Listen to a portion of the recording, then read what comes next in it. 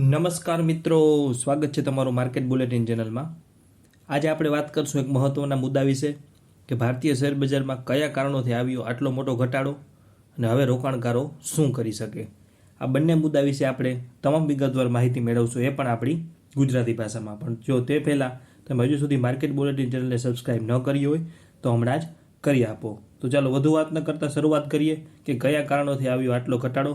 તો સૌપ્રથમ મુખ્ય કારણ છે જે આપમાંથી ઘણા લોકો જાણતા હશે કે એફઆઈઆઈ દ્વારા ઓક્ટોબર 2024થી શરૂ થયેલ સતત વેચાણ। વાત કરીએ આંકડાઓની તો આપ જે સ્ક્રીન ઉપર જોઈ રહ્યા છે કે ઓક્ટોબર 2024થી એફઆઈઆઈ દ્વારા વેચાણ કરવાનું ચાલુ કરેલ હતું।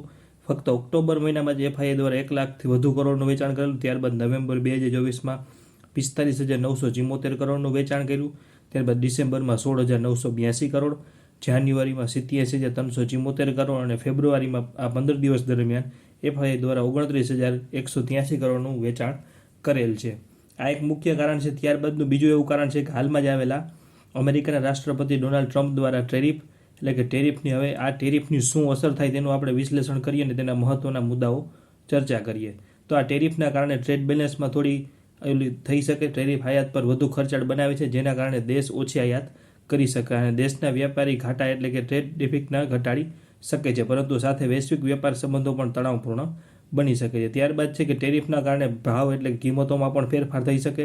જેમ કે ટેરિફ લાદવાથી આયાતી વસ્તુઓની કિંમતો વધે છે, જેના કારણે સ્થાનિક બજારમાં મોંઘવારી વધી શકે છે। આ વિશેષ રીતે ગ્રાહકો અને લઘુ ઉદ્યોગો ઉપર નકારાત્મક અસર કરી શકે છે। ત્યારબાદ છે ઇન્વેસ્ટમેન્ટ એટલે કે વ્યાપારી અનિશ્ચિતતા અને ટેરિફના કારણે વિદેશી રોકાણકારો અને સ્થાનિક રોકાણકારો બંને માટે ભય વધે છે, જેના કારણે નવું રોકાણ ઘટ્યું છે।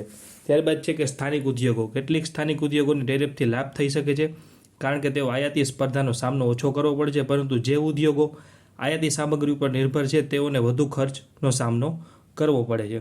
ત્યારબાદ છે રોજગાર એટલે કે એમ્પ્લોયમેન્ટ, સ્થાનિક ઉદ્યોગોને લાભ થતાં રોજગારની તકો વધી શકે છે, પરંતુ આયાતી સામગ્રી નિર્ભર ઉદ્યોગોમાં રોજગાર ઘટી શકે છે। ત્યારબાદ છે ગ્લોબલ રિલેશન એટલે કે વૈશ્વિક સંબંધો, ટેરિફે વૈશ્વિક સંબંધોને બગાડી શકે છે, જેના કારણે વ્યાપાર યુદ્ધ અથવા વેપારી બંધી જેવી સ્થિતિઓ આવી શકે છે।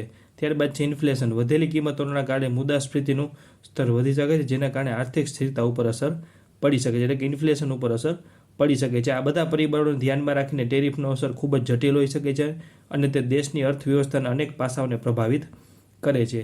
ત્યારબાદનું એક મુખ્ય કારણ છે કે માર્જિન કોલ ટ્રિગર। તો માર્જિન કોલ ટ્રિગર એટલે શું? શેર બજારમાં માર્જિન કોલ એક પ્રકારની જરૂરી કાર્યવાહી છે જે બ્રોકર તરફથી રોકાણકારો ઉપર કરવામાં આવે છે। જ્યારે તેમના માર્જિન એકાઉન્ટમાં રખાયેલું મૂડીનું પ્રમાણ એક નિર્ધારિત સ્તર કરતાં નીચે આવી જાય છે, ત્યારે આ પ્રક્રિયા થાય છે। આ પ્રક્રિયા વિશે આપણે વાત કરીએ તો માર્જિન ટ્રેડિંગ એટલે કે રોકાણકારો તેમના પોતાના પૈસાની સાથોસાથ બ્રોકરનો ઉધાર લઈને પણ ઘણી વખત શેર ખરીદે છે। આ ઉધારને માર્જિન કહેવામાં આવે છે। મેન્ટેનન્સ માર્જિન એક બીજો મુદ્દો છે માર્જિન કોલ ટ્રિગરનો। આ એક નિર્ધારિત સ્તર કે લેવલ છે જે રોકાણકારોને તેમના માર્જિન એકાઉન્ટમાં રાખવું જોઈએ।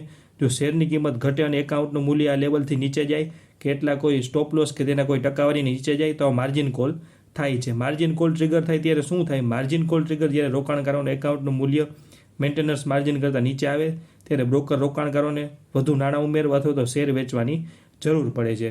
હવે તેની પ્રોસેસ શું હોય તો જ્યારે અધિક નાણાં ઉમેરવા પડે રોકાણકારો પોતાની મૂડી વધુ ઉમેરવી પડે, જેથી એકાઉન્ટનું મૂલ્ય ફરી મેન્ટેન માર્જિન સ્તર ઉપર આવી જાય છે। જો કોઈ રોકાણકાર આ માર્જિનના નાણાં નથી ઉમેરતો તો માર્જિન કોલ ન માનવામાં આવે તો બ્રોકર પોતે જ શેર વેચીને તેનું જોખમ ઘટાડી શકે છે, જેને ફોર્સ લિક્વિડેશન કહેવામાં આવે છે। એટલે કે આ માર્જિન કોલના કારણે પણ સ્મોલ કેપ મિડ કેપમાં સારી વેચવાલી જોવા મળી છે।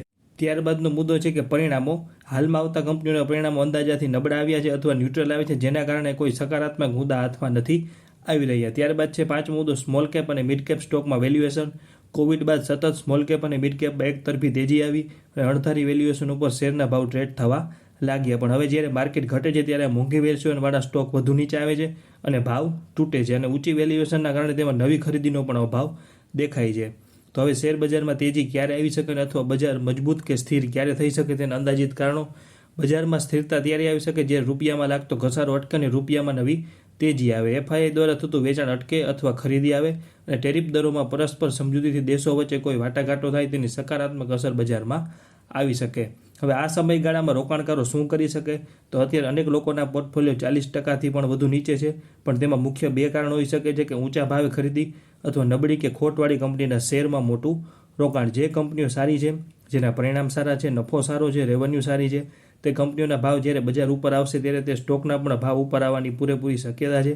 પણ જે ખોટવાળી કંપની છે કે જેમના બેલેન્સ શીટમાં કોઈ નફો નથી તેવી કંપનીઓના સ્ટોક ઉપર આવવાની કે નવી 52 વીક હાઈ થવાની શક્યતા ઓછી છે. આ 4 મહિનાથી આવેલ બજારમાં આવેલ ઘટાડાએ ઘણું શીખવી ગયું છે, જે યોગ્ય સમયે યોગ્ય નફો બુક કરવો જરૂરી છે. તો આ ટૂંકમાં વાત હતી કે હાલમાં શેર બજારમાં આવેલ ઘટાડાના મુખ્ય કારણો અને રોકાણકારો શું કરી શકે. ત્યારબાદ તમામ મિત્રો એક ખાસ નોંધ લેવી, આ કોઈ ખરીદ વેચાણની સલાહ નથી, ફક્ત જાણવા જોગ માહિતી છે. શેર બજાર તથા આઈપીઓમાં કોઈપણ પ્રકારનું રોકાણ કરતાં પહેલાં આપણે નાણાકીય સલાહકારની સલાહ લેવી જરૂરી છે. તો આવી જ અનેક માહિતી એ પણ આપણી ગુજરાતી ભાષામાં મેળવવા માટે માર્કેટ બુલેટિન ચેનલને વધુમાં વધુ લાઇક, શેર અને સબસ્ક્રાઈબ કરો. આભાર.